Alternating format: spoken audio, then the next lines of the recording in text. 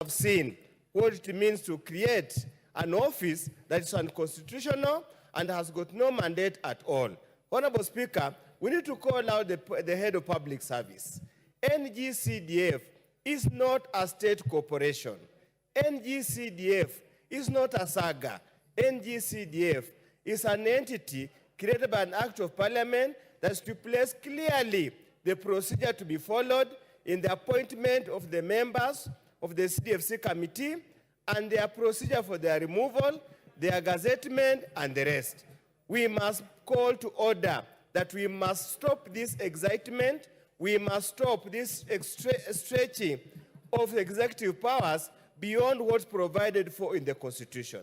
It is the people on the ground who know these people. The head of civil service cannot purport to again do another vetting or another approval process.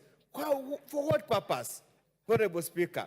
Why does he want to get involved in very petty small issues in the villages?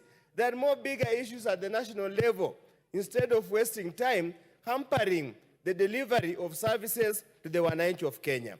I will therefore ask, as Sir George has clearly said, that particular instruction, that particular circular, if any, should be ignored with the contempt it deserves, because it has no form of law, it has got no rule, it has no force of law.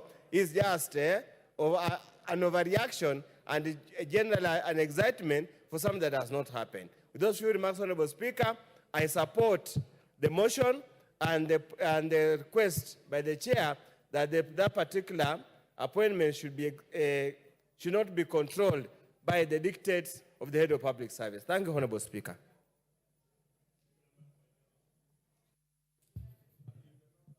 Member for Manandi Hills, because I see you are affected.